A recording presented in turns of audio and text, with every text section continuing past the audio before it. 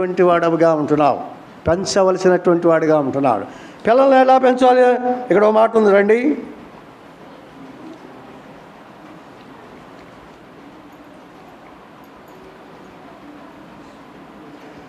పద్దెనిమిది.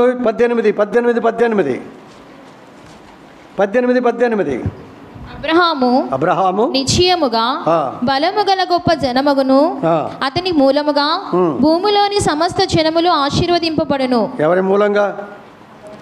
అబ్రహాము మూలముగా. ఎక్కడి వరకు?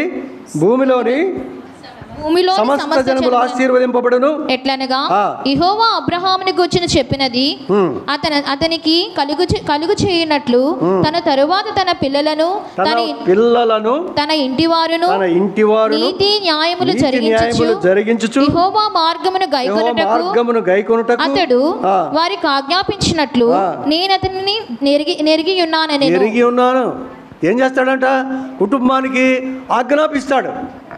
దేవుని యొక్క న్యాయ విధులను జరిగించాలి అని కుటుంబానికి ఆజ్ఞాపించి పిల్లలను సిద్ధపరిచేటువంటి వాడిగా ఉన్నాడు. పిల్లలని దేవుని మార్గంలో నడిపించడానికి పిల్లలను సిద్ధపరిచేవాడిగా ఉన్నాడు. మొట్టమొదటిగా తండ్రి చేయవలసినటువంటి పని తండ్రి చేస్తే, తల్లి చేయవలసిన పని తల్లి చేస్తే, దేవుడు చేయవలసిన పని దేవుడు చేస్తే, మందిరంలో వాక్యము వినుట ద్వారా వాక్యము చేసే పని వాక్యము చేస్తే అప్పుడు ఎంతగానో దీవించబడేటువంటి వారముగా ఉన్నాం, ఆశీర్వదించబడేటువంటి వారుగా ఉన్నాం. నీ ఆశీర్వాదము నీ బిడ్డల తరతరాల వరకు వెళ్ళేటువంటిదిగా ఉండాలి అని అక్కడ బాయ్స్ అంటే పెరికోడా? బాయ్స్ అంటే పెరికోడా? బాయ్స్ అంటే అర్థం ఏంటి? బాయ్స్ అంటే అర్థం ఏంటి? బలము గలవాడు అని. బాయ్స్ అంటే ఏంటి? బలము గలవాడు, బలహీనుడు కాదు. బలము గలవాడు అంటే ఎంత ఇంత లావున ఉన్నవాడు అని కాదు. బలము కలిగిన వాడు, శక్తి కలిగిన వాడు, దేవుని యొక్క శక్తి బలము ఉండి పిల్లలను కూడా సహితము నడిపించగలిగినటువంటి వాడుగా ఉన్నాడని అక్కడ చెప్పబడుతూ ఉన్నాడు. రండి 12కి రండి. మొట్టమొదట ఏం చేశాడు? గుడారం వేశాడు. రెండోది ఏం చేశాడు? బలిపీఠం కట్టాడు. మూడోది ప్రార్థన చేస్తూ ఉన్నాడు. ఎందుకు అవసరం ఇవి? ఎవరు చెప్తారు? ఇవి ఎందుకు అవసరము? ఈ మూడు ఎందుకు అవసరము? ఆ పైన వాక్యం చదవండి. 8. అక్కడ నుండి అతడు బయలుదేరి బేతేలుకును తూర్పునున్న కొండకు చేరి పడమటినున్న బేతేలుకును తూర్పునున్న హాయికిని మధ్యను గుడారము వేసి. గుడారం ఎక్కడ వేసాడంట? హాయికి బేతేలుకి మధ్యలో వేసాడు. అంటే అర్థం ఏంటి? హాయి అంటే లోకాన్ని చూపిస్తూ ఉంది, లోకాన్ని చూపిస్తుంది హాయి. హాయి మీదకి వెళ్ళి మనవాళ్ళు ఓడిపోయిచ్చారు. లోకానికి చూపిస్తూ ఉంది. బేతేలు దేవుని మందిరాన్ని చూపిస్తూ ఉంది. బేతేలు దేవుని మందిరం, హాయి లోకము. దాని మధ్య గుడారం వేశాడు. దాని మధ్య గుడారం వేస్తే బలిపీఠం లేకపోతే లోకంలో కలిసిపోతాడు, హాయిలో కలిసిపోతాడు. ప్రార్థన లేకపోతే హాయిలో కలిసిపోతాడు. అక్కడ గుడార జీవితము లేకపోతే స్థిరత్వము కలిగినటువంటి వాడిగా ఉంటే హాయిలో కలిసిపోతాడు. కాబట్టి ఆ గుడారం ఎక్కడుందంటే రెండిటి మధ్య ఉంది, మందిరము, లోకము. మనం ఎలా ఉన్నాం? మందిరానికి వచ్చే విషయంలో నిర్లక్ష్యం, అలక్ష్యం, అశ్రద్ధ ఏమైనా ఉందా? హాయిని చూసుకుంటా హాయిగా ఉంటున్నావా? లోకాన్ని చూసుకుంటా హాయిగా ఉంటున్నావా? అలా ఉండకూడదు. ఎవరు? Boaz family. ఆయనే కాదు, మనం కూడా అలాగా ఉండడానికి ఎక్కడ ఉన్నప్పటికీ, ఎంత దూరమైనప్పటికీ. నాకు ట్రాన్స్ఫర్ అయింది. ట్రాన్స్ఫర్ అయిపోతే కొత్తకోట, ఈ ఏరియా నాకు తెలియదు కదా, కొత్తకోట వేసామన్నారు. కొత్తకోట ఎక్కడ? ఆ కొత్తకోట దగ్గరలో ఎక్కడైనా మందిరం ఉందా అని అడిగితే 15 కిలోమీటర్లో ఉందన్నారు. 15 కిలోమీటర్లో ఉంది, నర్సీపట్నం అంట. అక్కడ మందిరం ఉంది. చాలు, 15 కిలోమీటర్లు కాదు, 20 కిలోమీటర్లు అని వెళ్తాం. నా ఆశ కలిగినటువంటి ప్రాణాన్ని తృప్తిపరచడానికి దేవుడు నా ఇంట్లోనే మందిరాన్ని ప్రారంభించాడు. కాబట్టి ఆశ కలిగినటువంటి ప్రాణాన్ని తృప్తిపరచగలిగినటువంటి దేవుడు. ఆ విధముగా ఇక్కడ ఎంతో మేలుకరమైనటువంటిదిగా అక్కడ మనం చూస్తూ ఉంటున్నాం. గుడారము, బలిపీఠము, ప్రార్థన, ఈ మూడింటిని విడిచిపెడితే మనం చాలా వరస్ట్గా ఉన్నామన్న మాట. ఏమండి, యోహాను సువార్త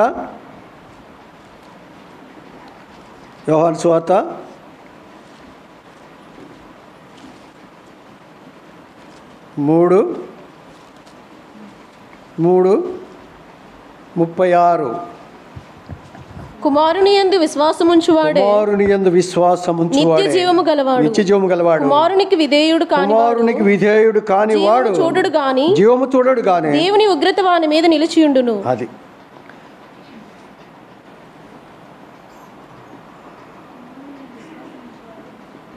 నిత్య జీవము, ఉగ్రత రెండు ఉన్నాయి ఇక్కడ. నిత్య జీవము, ఉగ్రత ఉంది.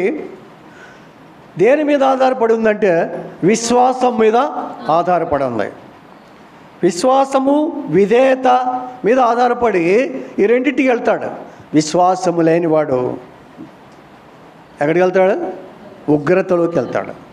విశ్వాసము కలిగినటువంటి వాడు నిత్య జీవము గలవాడు. విశ్వాసం వాడే నిత్య జీవము గలవాడు. కుమారునికి విధేయుడు కానివాడు జీవము చూడడు కానీ దేవుని ఉగ్రత వాని మీద నిలిచి. ఎందుకని?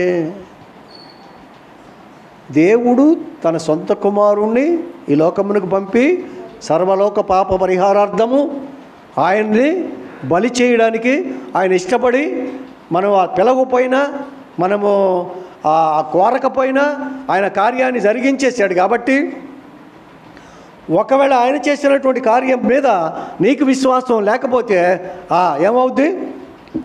ఉగ్రత. కుమారుని యందు విశ్వాసం ఉంచువాడే నిత్య జీవము గలవాడు. కుమారుని మీద విశ్వాసము లేనివాడు ఉగ్రత యందు నిలిచి ఉన్నాడు అని చెప్పబడుతుంది. 6:40 చదువు. 6:40 కుమారుని చూచి ఆయన యందు విశ్వాసముంచు ప్రతివాడును నిత్య జీవం పొందుటయే నా తండ్రి చిత్తము. అంత్య దినమున నేను వానిని లేపుదును. ఇంకో మాట చేర్చాడు ఇక్కడ. విశ్వాసం ఉంచువాడు మరణిస్తాడు, అంత్య దినాన్న వాడిని నేను లేపుతాను అంటున్నాడు. విశ్వాసం, ఆ విశ్వాసానికి కారణభూతుడు ఎవరంటే అబ్రహాం. విశ్వాసమునకు కర్త, దాన్ని ముగించువాడునైనా యేసు వైపు చూచుచు పందెపు రంగంలో ఓపికతో పరిగెత్తాలంటాడు. విశ్వాసమునకు కర్త యేసయ్య. దాన్ని ఎవరైతే విశ్వాసం ఉంచుతారో వారు పందెపు రంగంలో ఓపికతో పరిగెత్తుకుంటూ వెళ్ళేటువంటి వారుగా ఉన్నారు. అబ్రహాము విశ్వాసులకు తండ్రి లాంటి వాడుగా మనం అక్కడ ఆయన్ని చూస్తూ ఉంటున్నాం. ఈయన ఎవరినని పిలిచాడు? ఈయన గొప్పతనం, ఎడ్యుకేషన్ అండి. ఈయన అబ్రహాము ఏ కాలేజీలో చదువుకున్నాడు? ఇంజనీరింగ్ చదివాడా? డాక్టర్ చదివాడా? ఏమన్నా గొప్ప చదువు చదివాడా? గొప్ప వృత్తి చేస్తున్నాడా? ధనవంతుడా? ధనవంతుడు కూడా కాదు. అయినప్పటికీ కూడా దేవుడు మొట్టమొదటిగా అబ్రహాముని ఎన్నిక చేసుకున్నాడు సర్వలోకము కొరకు. అబ్రహాం కుమారులు ఎవరు? ఇస్సాకు. ఇస్సాకు అంటే ఇశ్రాయేలీయులకు వస్తుంది. ఇంకో కుమారుడు ఎవరు? ఇష్మాయిల్. ఇష్మాయిల్ అంటే అరబ్ దేశాలు వస్తాయి. ఇవన్నీ కూడా ప్రపంచం అంతటా చెదిరి ఉన్నటువంటి పరిస్థితులు ఉన్నాయి. కాబట్టి ఏది ఏమైనా అక్కడ ఏ ఆధిక్యత లేకపోయినప్పటికీ కూడా దేవుడు అబ్రహామును పిలుచుకున్నాడు. 1 కొరింథీ 1:26 సహోదరులారా మిమ్మును పిలిచిన పిలుపును చూడుడి. మీలో లోకరీతిని జ్ఞానులైనను. లోకరీతి అయితే ఏం చేస్తాం? జ్ఞానుల్ని పెళ్లి చేయాలనుకో మన అమ్మాయికి ఆడికి ఏముండాలి? ఉద్యోగం ఉండాలి, చదువు ఉండాలి, ఆస్తి ఉండాలి, అంతస్తు ఉండాలి, అందం ఉండాలి, మందం ఉండకూడదు. ఇవన్నీ కూడా ఉంటే చేసుకుంటాం. దేవుడు అలా చేయలే. ఎందుకు పనికిరాని వాడు. ఎన్నిక చేసుకున్నాడు. ఎలాంటి వాడిని ఎన్నిక చేసుకున్నాడు చెప్పు. ఏ శరీరియు దేవుని ఎదుట అతిశయింపకుండానట్లు. అంటే అర్థం ఏంటి? నేను బాగా చదువుకున్నాను కాబట్టి దేవుడు సెలెక్ట్ చేసుకున్నాడు.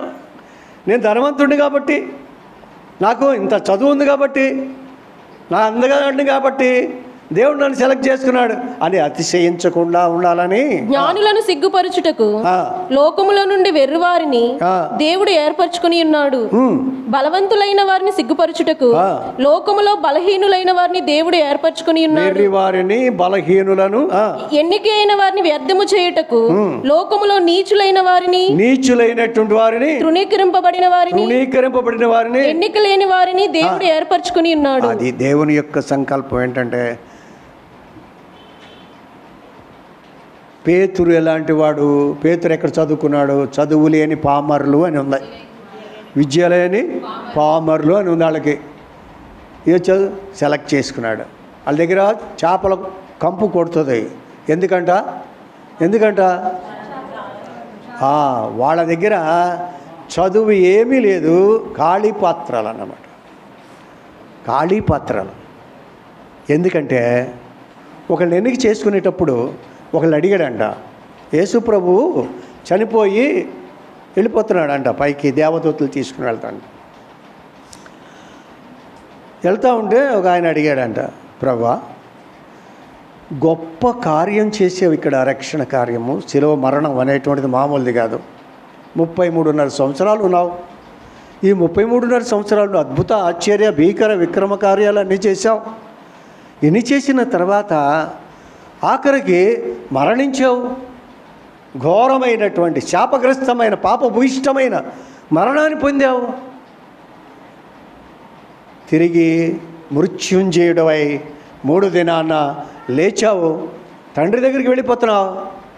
ఇప్పుడు చేసినటువంటి కార్యం అంతటిని కూడా ఈ లోకములో ప్రచురించడానికి ఈ చేపలు పట్టుకునేవాళ్ళు కాకుండా ఇంకెవడు దొరకలేదా నీకు అని అడిగాడంట. ఈ చేపలు పట్టుకునే వాళ్ళు, చదువు బదువు లేనటువంటి వాళ్ళు, నోరు తిరగని వాళ్ళు, ఇలాంటి వాళ్ళేనా నీకు జరిగింది? వాళ్ళు దొరికారండి నీకు అన్నాడంట.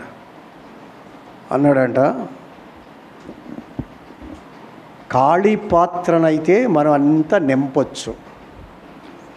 దీంట్లో సగానికి నీళ్లు ఉన్నాయి.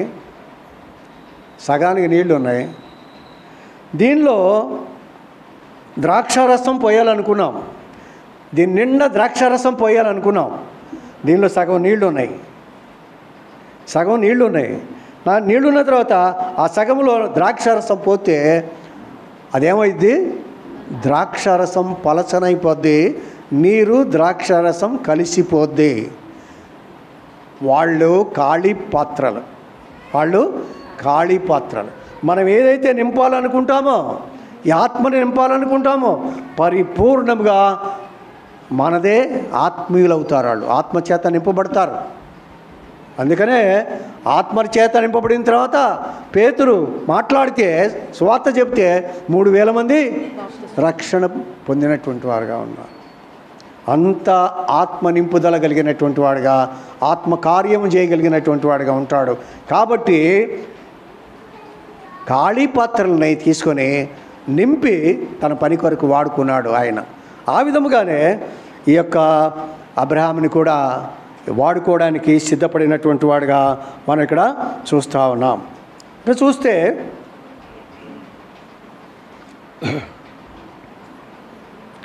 ఇప్పుడు చదువుకున్నటువంటి భాగానికి రండి. మనం రెండవ భాగంగా సంఖ్యాకాండం, ఆశీర్వాదం అంటే ఏంటో ఇక్కడ మళ్ళీ చక్కగా చెప్పాడు. సంఖ్యాకాండము 6వ అధ్యాయము 23. మీరు ఇశ్రాయేలును ఇలాగ దీవింపవలెను. దగ్గర పెట్టకం, మీరు ఇశ్రాయేలును, మైకి దూరంగా పెట్టు. మీరు ఇశ్రాయేలులను ఇలాగ దీవింపవలెను. యెహోవా నిన్ను ఆశీర్వదించి నిన్ను కాపాడును గాక. యెహోవా నీకు తన సన్నిధిని ప్రకాశింపజేసి నిన్ను కరుణించును గాక. యెహోవా నీ మీద తన సన్నిధి కాంతి ఉదయింపజేసి నీకు సమాధానము కలుగజేయును గాక. అట్లు వారు ఇశ్రాయేలు మీద నా నామమును ఉచ్చరించుట వలన నేను వారిని ఆశీర్వదించెదను. వారిని ఆశీర్వదించేదను. ఎన్ని ఉన్నాయి ఇక్కడ? లెక్క పెట్టుకొని చెప్పాలా, లెక్క పెట్టుకొని చెప్పాలా, దాంట్లో చూడకుండా. మరి చదివేటప్పుడు చూసారా? మరి 7 ఉన్నాయి, 7 ఉన్నాయి అక్కడ. ఒక్క గొప్ప ఆశీర్వాదానికి సంబంధించినవి ఈ 2-3 వచనాల్లో దేవుడు చక్కగా ఉంచాడు. దీవింపవలెను, ఆశీర్వదించుదను, కాపాడేదను, సన్నిధి ప్రకాశింపజేసేదను, కరుణించుదను, అతని మీద కాంతి ఉదయింపజేసేదను, సమాధానం కలుగజేయునుగాక అని చెప్పాడు. 7 విషయాలు, ఆశీర్వాదాలు అక్కడ వచ్చినటువంటివిగా మనం చూస్తాం. ఈ 7 ఆశీర్వాదాలు బోయజ్ మీద ఉండునట్లుగా దేవుడు బోయజ్ని కూడా, బోయజ్ కుటుంబాన్ని కూడా ఆశీర్వదించాలని, దీవించాలని, ఎంతగానో కాపాడాలని, ఆయన సన్నిధి ప్రకాశించాలని. ఎప్పుడు ఇవన్నీ వస్తాయి? దేవునికి లోబడినప్పుడు, వాక్యమునకు లోబడినప్పుడు, దేవుని మందిరాన్ని విడిచిపెట్టకుండా ఉన్నప్పుడు, దేవుని మందిరంలో ఎదిగేటి మొక్కలాగా ఎదిగినప్పుడు, ఇవన్నీ పిల్లలను తన మార్గంలో పెంచినప్పుడు, ఇవన్నీ కూడా స్వతంత్రించుకోవడానికి ఉంటుంది. కాబట్టి బోయజ్కి ఇచ్చేటువంటి ఈ సలహా ఏంటంటే, దేవుని యొక్క వాక్య లేఖన భాగములను మనం ఎంతగానో మరి ఆశీర్వాదం పొందాలి. యాకోబు ఏం చేశాడు? ఆశీర్వాదం కావాలంటే గుడారం ఉంది, ఆయనకు కూడా గుడారం ఉంది, బలిపీఠం ఉంది, ప్రార్థన ఉంది. ఎంత ప్రార్థనా పరుడు అంటే, రాత్రంతా పాదాలు పట్టుకొని విడిచిపెట్టకుండా, నన్ను వదిలిపెట్టి నేను వెళ్ళాలి, తెల్లారుతుందంటే నన్ను ఆశీర్వదించితే తప్ప నేను విడిచిపెట్టడానికి వీల్లేదన్నాడు. ఆశీర్వదించే వాడిని బలవంతముగా, ప్రార్థనాపూర్వకముగా ఆయన ఆశీర్వాదాన్ని పొందడానికి ఇష్టపడినటువంటి వాడుగా ఉన్నాడు. ఏం చేయాలి? రాత్రంతా ఏం చేశాడు? లోకస్తులంతా నిద్రించుచుండగా, లోకస్తులంతా నిద్రించుచుండగా, మోకాళ్ళ కొండ మోకాళ్ళపై యేసు కొండపై నుండే, నీవును ప్రార్థన శక్తి పొందుమా, నీవును ప్రార్థన శక్తి పొందుమా. ఓ నా సోదర వెనుకంజ వేయకు, ఓ నా సోదరి వెనుకంజ వేయకు. వెనుకంజ వేయడానికి వీల్లేదు. చాలామంది ఒక మాట ఇక్కడ చెప్తాడు, చూద్దాం రండి. ఒక మాట గుర్తొస్తుంది.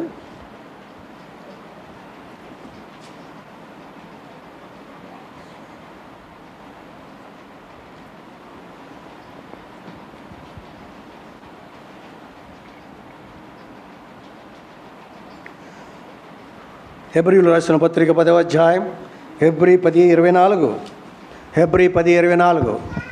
కొందరు మానుకొనుచున్నట్లుగా సమాజముగా కూడుట మానక ఒకరినొకడు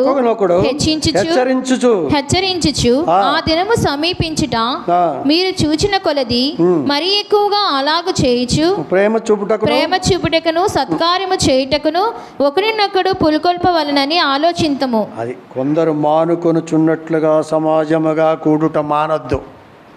కొందరు మానుతున్నారు, వాళ్ళు మానినట్టు నువ్వు మానొద్దు. కొందరు మానుకొనుచున్నట్లుగా సమాజముగా కూడుట నువ్వు మానక ఏం చేయాలి? నువ్వు ఒకరినొకడు హెచ్చరించుచు ఆ దినము సమీపించుకోలేదు. ఏ దినము? రాకడ దినము సమీపించుకోలది. మనం ఒకళ్ళనొకళ్ళు పురికొల్పుకుంటా, ప్రేమించుకుంటా వెళ్ళవలసినటువంటి వారంగా ఉంటున్నాం. ఒకటి, సమాజంగా కూడటం మానొద్దు. 2, ఒకరినొకరు హెచ్చరించుకుంటూ ఉండాలి. రాయలి పదం రాయలపదం ఏమంటున్నాడు? దావీదుతో అన్నారంట. ఏమన్నారు దావీదుని? దేవుని మందిరముకు వెళ్ళుదామని జనులు నాతో అనినప్పుడు నేను సంతోషించి తిని. దేవుని మందిరానికి వెళదాము రా అంటే ఎవరంటారంటే జనులు అన్నారంట. ఎవరితో? రాజుతో. సంతోషించాను నేను. మీ దారి మీరు పోండి, నేనంటే రాజుని, నేను ఎలాగ వస్తాను, రథాల మీద వస్తాను, నువ్వు మరి వెళ్ళిపోడరా అన్నాడా? సంతోషించాడంట. దేవుని మందిరాన్ని ప్రేమించే వాళ్ళలో రాజైనా కింకరుడైనా ఎవడైనా దేవుని మందిరాన్ని ప్రేమించే విషయంలో మొట్టమొదటి వాడు దావీదు. 84వ అధ్యాయంలో రాస్తాడు కీర్తన గ్రంథం. ఇలా చదవకండి ఇప్పుడు. నీ మందిరమందు నివసించువారు ధన్యులు. తర్వాత ధన్యులు ఏంటి చెప్పండి? మూడు ధన్యతలు ఉన్నాయి అక్కడ. ధన్యతలు చదవాలి.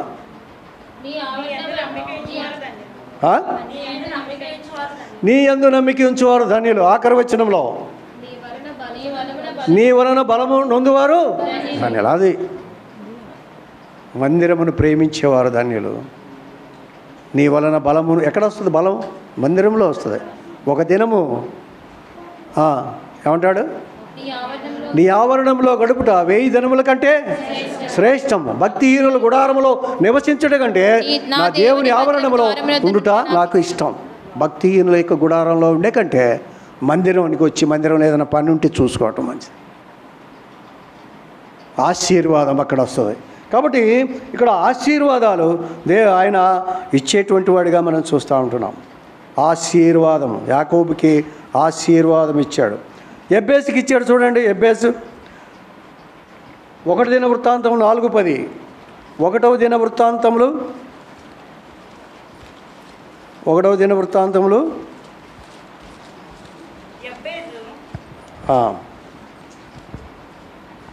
4:10. యబ్బేజు ఇశ్రాయేలు దేవుని గురించి మొర్రపెట్టి, నీవు నన్ను నిశ్చయముగా ఆశీర్వదించి నా సరిహద్దును విశాలపరిచి నీ చెయ్యి నాకు తోడుగా ఉండ దయచేసి నాకు కీడు రాకుండా దానిలో నుండి నన్ను తప్పించుము అని ప్రార్థింపగా దేవుడు అతను చేశాడు. ఎబ్బేజు ప్రార్థన లాంటి బోయేజు ప్రార్థన ఉండాలి. బోయేజు ప్రార్థన ఎలా ఉండాలి? ఎబ్బేజు ప్రార్థనలా ఉండాలి. ఎలాగా? నీవు నన్ను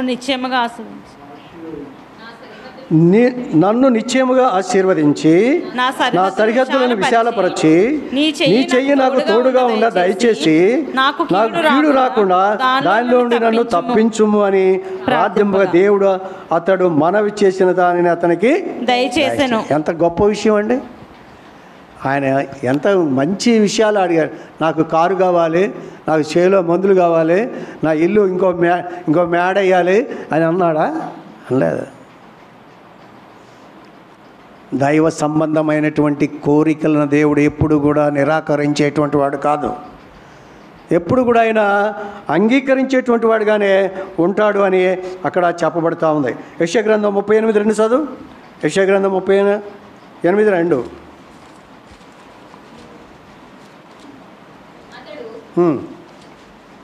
అతడు తన ముఖమును గోడ తట్టు త్రిప్పుకొని, యెహోవా, యథార్థ హృదయుడనైన సత్యముతో నీ సన్నిధిని నేను ఎట్లు నడుచుకుంటునో, నీ దృష్టికి అనుకూలముగా సమస్తమును నేను ఎట్లు జరిగించుతునో కృపతో జ్ఞాపకము చేసుకొనమని హిజ్కియా కన్నీళ్లు విడుచుచు యెహోవాను ప్రార్థింపగా. ఎంత ప్రార్థనాపరుడంటే! ఆ మాటల్లో ఉందేమిటంటే, నీ హృదయానుసారుడిగా, యథార్థపరుడిగా, న్యాయవంతుడిగా నేను ఏ విధముగా నడుచుకున్నానో ఒకసారి జ్ఞాపకం చేసుకొని. ఆయన నడుచుకోకుండా అంటావా? నడుచుకోకుండా అంటే ఊరుకుంటాడు. ఎప్పుడురా నీ ముఖం? ఎప్పుడు నడుచుకున్నావు చెప్పు, ఎప్పుడు నడుచుకున్నావు చెప్పు అంటే చెప్తాడు. ఇంకో చోట ఉంది అది, ఇప్పుడు అప్రస్తుతం మనకి చెప్తాడు. ఎక్కడెక్కడ ఎలాగా నడుచుకున్నాడో యాజకులను, లేవీయులను అభిషేకించి పవిత్రపరిచి మందిరంలో ఉన్నటువంటి ఉండకూడని వాటన్నిటిని తీసివేసి పరిశుద్ధపరిచి ఎంతగానో చేసినటువంటి వాడుగా ఉన్నాడు హిజ్కియా. కాబట్టి ఆ విధముగా ఆశీర్వాదము, ప్రార్థన ద్వారా ఆశీర్వాదమును మనం చూసేటువంటి వాడుగా ఉంటున్నాం. ఆ విధముగా మన బోయస్ కూడా ఆ విధంగా ఉండాలని మనం కోరుకుంటాం. చూడండి యాకోబు ఏం చేస్తున్నాడో ఒకసారి చూడండి. యాకోబు ఆదికాండము 30వ అధ్యాయం, ఆదికాండము 30వ అధ్యాయము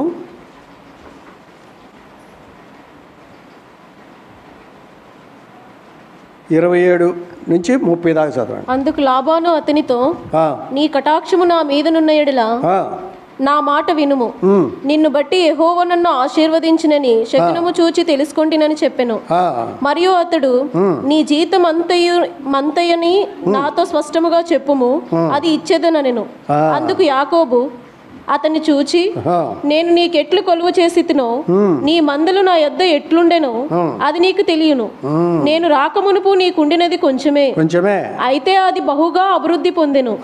నేను పాదము పెట్టిన చోటెల్లా యెహోవా నిన్ను, నేను పాదం పెడితే నువ్వు ఆశీర్వదింపడ్డావు. పాదం నాది, ఆశీర్వాదం నీది. నేను పాదం పెట్టాను, నేను అడుగు పెట్టాను, నీ దగ్గరకు వచ్చేసాను, నువ్వెంతో ఆశీర్వదింపబడిన వాడుగా ఉన్నావు. ఇక్కడ ఉంటున్నాడు. అందుకు లాబాను అతనితో, నీ కటాక్షము నాకు మీద ఉన్న ఎడల నా మాట వినుము, నిన్ను బట్టి యెహోవా నన్ను ఆశీర్వదించు. ఆయన ఒప్పుకున్నాడు. నిన్ను బట్టి నన్ను ఆశీర్వదించాడు. నాకు వచ్చినటువంటి ఆశీర్వాదం అంతా కూడా నీదే. నువ్వు అడుగు పెట్టావు, దేవుడు నన్ను ఆశీర్వదించాడు. అడుగు నీది, ఆశీర్వాదం నాది అని చెప్పినటువంటి వాడిగా యాకోబుని మనం అక్కడ చూస్తూ ఉంటున్నాం. యోసేపు విషయంలో గుంటలో నుంచి తీయబడి పొతీఫరు ఇంటిలో పాపము నింద వేయబడి అక్కడ నుండి జైలుకి వెళ్ళి ఆ జైలు కనినప్పుడు రాజుగారికి కూడా కల వస్తే ఆ కళని చెప్పడానికి రాజాస్థానంలోకి వెళ్ళినప్పుడు అక్కడ మెచ్చుకొని ఆ రాజు తర్వాత రాజుగా ఆయన్ని అభిషేకించినటువంటి వాడు, ఒక గుంటలో ఉన్నటువంటి వాడిని అక్కడ ఉన్నతమైన స్థానంలోనికి తీసుకొని వెళ్ళాడు. తన విధేయతను బట్టి, తన యొక్క పాపము ఎడల నిష్ఠాగరిష్ఠుడిగా ఉన్నదాన్ని బట్టి ఆయన్ని దేవుడు హెచ్చించినటువంటి వాడుగా ఉంటున్నాడు. ఆయన 39వ అధ్యాయంలో అంటాడు, దేవుడు ఆయనకి తోడుగా ఉండనని 4-5 సార్లు చెప్తాడు. దేవుడు తోడుగా ఉన్నాడు కాబట్టి, దేవుడు సన్నిధి ఉన్నది కాబట్టి. ఇప్పుడు పొతీఫరు భార్య నాతో సేనించమని ఆ కండవ పట్టుకున్నప్పుడు పొతీఫరు భార్యకి ఇద్దరే కనపడుతున్నారు. పొతీఫరు భార్య, యోసేపు కనపడుతున్నారు. యోసేపుకి 3 కనపడుతున్నారు. ఎందుకని? దేవుడు అతనితో ఎప్పుడు ఉంటున్నాడని ఆ గమనిక కలిగినటువంటి వాడిగా ఉన్నాడు. నా దేవుడు నా పక్కన ఉండగా నేను ఏ విధంగా I won't commit sin in the presence of my lord. నా ప్రభు యొక్క సన్నిధిలో నేను ఎలాగ పాపము చేయగలను? ఆ మాట అంటే చదువు. కాబట్టి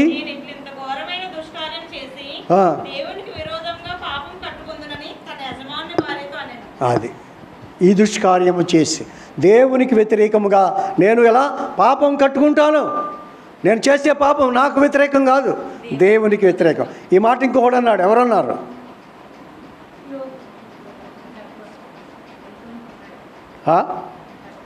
తప్పిపోయిన కుమారుడు అన్నాడు. పరలోకమందున తండ్రికి నీకును వ్యతిరేకముగా పాపము చేసిన వాడను నేను నీ యొక్క కుమారుడును అనిపించుకొనుటకు యోగ్యుడను కాను, నీ పనివారిలో ఒక పనివాడిగా నన్ను పెట్టుకో అని అడుగుతానని వచ్చాడు. తగ్గించుకున్నాడు. యోగ్యుడని కాను అన్నాడు. దేవునికి వ్యతిరేకంగా పాపము చేసిన. ఏం పాపం చేశాడు ఆయన?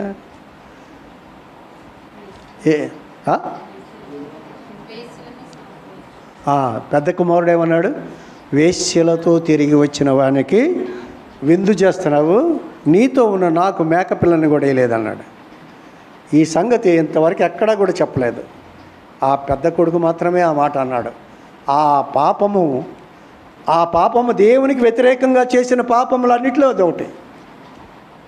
ఆ విధముగా ఆయన తప్పించబడినటువంటి వాడుగా మనం చూస్తూ ఉంటున్నాం. ఇంకో మాట చూద్దాం. నాకు టైం అయిపోతుంది. ఇక ఇచ్చిన టైము 1వ రాజుల గ్రంథం 1వ రాజుల గ్రంథం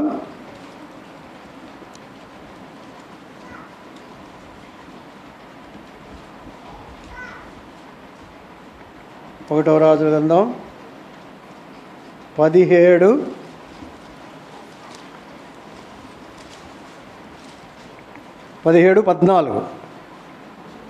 భూమి మీద యెహోవా వర్షము కురిపించు వరకు, భూమి మీద యెహోవా వర్షము కురిపించు వరకు ఆ తొట్టిలో ఉన్న పిండి తక్కువ ఆ కాదు, తొట్టిలో ఉన్న పిండి తక్కువ కాదు, గుడ్డిలో నూనె అయిపోదని ఇశ్రాయేలు దేవుడని యెహోవా సెలవిచ్చిన్నాడు నేను అని. ఏది ఇక్కడ అంటే సారెపతు విధవరాల దగ్గర ఏలియా చేసిన అద్భుత కార్యం. ఇక్కడ కరువులో ఉంది దేశం. ఏలియాకి ఆహారం లేదు, కాకులు తెచ్చిపెడుతున్నాయి. అక్కడ నది ఒడ్డున విధవరాలు, సారెపతి విధవరాలు ఉంది. ఆవిడ దగ్గరికి పోతే ఆవిడ పెట్టిద్ది అన్నాడు. ఈవిడికి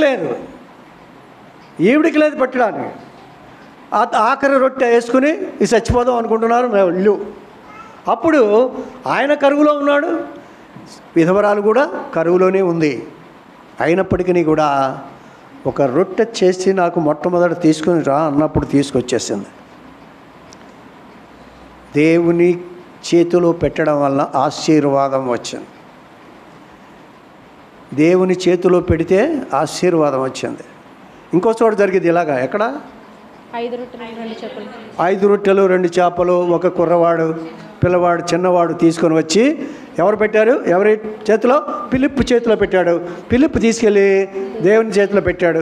మొట్టమొదటిగా ఆ కుర్రవాడు తల్లి తయారు చేసి ఇంటిలో కుర్రవాడి చేతిలో పెట్టింది. వాడు తీసుకొచ్చి ఫిలిప్పు చేతిలో పెట్టాడు. ఫిలిప్పు చేతిలో నుంచి దేవుడి చేతిలోకి వచ్చినాయి.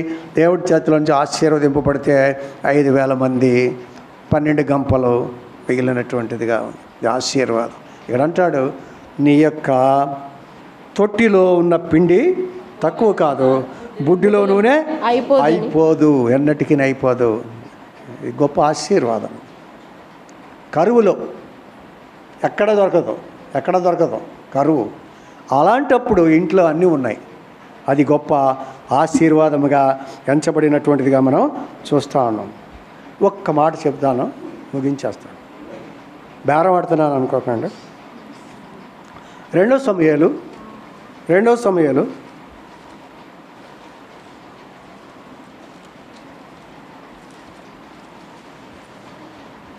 6వ అధ్యాయం 10 నుంచి. యెహోవా మందసమును దావీదుపురములోనికి తన యొద్దకు తెప్పింపనొల్లక గిత్తీయుడగు ఓబేదెదోము ఇంటి వరకు తీసుకొని అచ్చట ఉంచెను. యెహోవా మందసము 3 నెలలు గిత్తీయుడగు ఓబేదెదోము ఇంటిలో ఉండగా యెహోవా ఓబేదెదోమును అతని ఇంటి వారిని అందరినీ ఆశీర్వదించెను. అతని ఇంటి వారిని ఏముంది ఇక్కడ?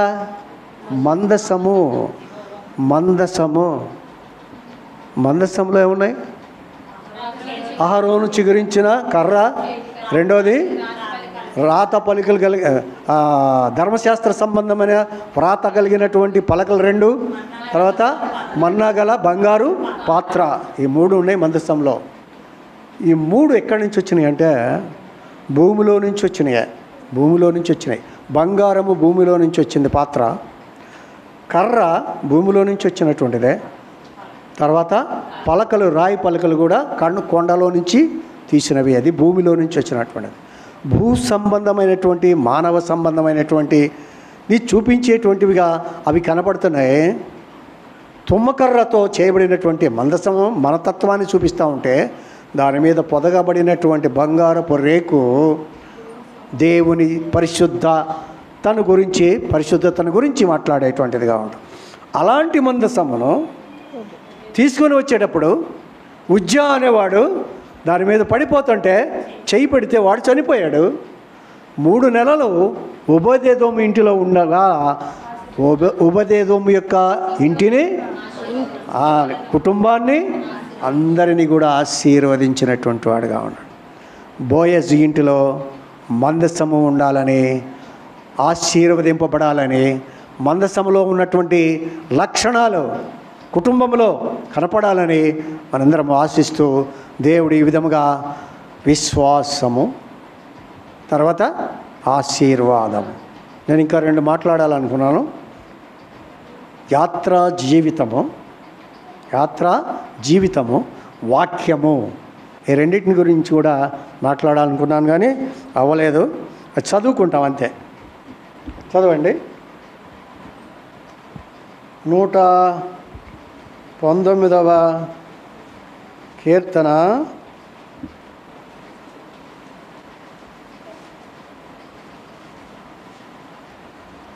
50. నీ వాక్యము నన్ను బ్రతికించి ఉన్నది, నా బాధలో ఇదే నెమ్మది కలిగించుచున్నది. 54. యాత్రికుడనై నేను నా బసలో పాటలు పాడుటకు నీ కట్టడలు హేతువులాయెను. నీ కట్టడలు, నీ న్యాయ విధులు, నీ ధర్మశాస్త్ర సంబంధమైన నీతి నాకు ఏమైంది? హేతువులాయెను. 1 యాత్రా జీవితం. యాత్రలో ఉన్నాడు. ఇక్కడి నుంచి ఇంకో దగ్గరికి వెళ్తాం, అక్కడి నుంచి ఇంకో దగ్గరికి వెళ్తాం. యాత్రా జీవితం. 2వది ఏంటి? వాక్యము బ్రతికించింది. వాక్యము కూడా ఎప్పుడు మందిరానికి వెళ్ళాలి, వాక్యం వింటూ ఉండాలి, వాక్యం చదువుతూ ఉండాలి. బైబిల్ని చదివేటప్పుడు 5 విషయాలు మనం ఎప్పుడు గుర్తుపెట్టుకోవాలి. 1 వినాలి, వాక్యం వినాలి. 2 చదవాలి. 3 గ్రహించాలి. 4 కంఠస్థం చేయాలి. 5 ధ్యానించాలి. 5 ధ్యానిస్తే కానీ అప్పుడు ఈ 5ని పిడికిల పట్టి ఎదురు తిరిగినటువంటి సైతాన్ని ఓడించడానికి ఈ 5 వాక్యము యొక్క ఇది ఉంటే శత్రువు మీద తిరగబడడానికి, జయించడానికి మనకి ఉంటుంది. ఆ వాక్యం చదవరండి. 1 యోహాను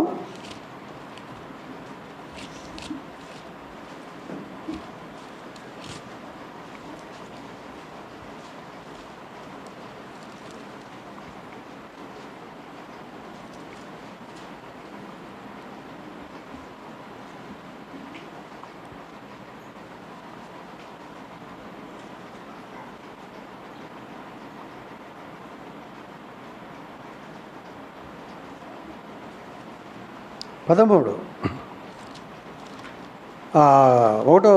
2వ అధ్యాయము 1 యోహాను 2వ అధ్యాయం 13. ఈ లోకమునైనను తండ్రులారా ఆది నుండి ఉన్నారని ఎరిగి ఉన్నారు కనుక మీకు వ్రాయిచున్నాను. యవనస్తులారా మీరు దృష్టిని జయించుచున్నారు గనుక మీకు వ్రాయిచున్నాను. చిన్నపిల్లలారా మీరు తండ్రిని ఎరిగి ఉన్నారు గనుక మీకు వ్రాయిచున్నాను. తండ్రులారా మీరు ఆది నుండి ఉన్నవారని ఎరిగి ఉన్నారు గనుక మీకు వ్రాయిచున్నాను. యవనస్తులారా మీరు బలవంతులు, మీరు బలవంతులు, దేవుని వాక్యము మీ యందు నిలుచుచున్నది. మీరు దృష్టిని జయించేవారు గనక మీకు వ్రాయిచున్నాను. దేవుని వాక్యము ఇలా ఉంది కాబట్టి దుష్టుణ్ణి జయించుతున్నారు. ఎలాగా? వాక్యము 5 అంతల రీతిగా వాక్యాన్ని మనం అభ్యసిస్తున్నాం కాబట్టి ఆ 5 అంతల రీతిగా ఉన్నప్పుడు పిడికిలి బిగించి ఎదురు తిరిగినప్పుడు దుష్టుణ్ణి జయించడానికి వాక్యపు శక్తి ఉంటుంది తప్ప మరొక శక్తి లేదు. అక్కడ ఎఫెసీలు 6వ అధ్యాయంలో ఏమో రాస్తున్నాడు 18లో, ఆత్మ ఖడ్గము, ఆత్మ వలన ఖడ్గము, ఆత్మ ప్రార్థన. ప్రార్థన ఆత్మ వలన ప్రతి సమయమునందును ప్రతి విధమైన ప్రార్థనను విజ్ఞాపనను చేయుచు ఆ విషయమై. అది ఏంటంటారు? వాక్యం అనే ఖడ్గాన్ని ధరించాలి. 1 శత్రువుని జయించాలంటే. 2వది మోకాళ్ళ జీవితం. ఈ రెండిటికి కలపాల్సింది ఒకటి ఉంది. ఏంటది? చదువుతున్నారు కానీ అది గ్రహించండి. లేదు, కాదు.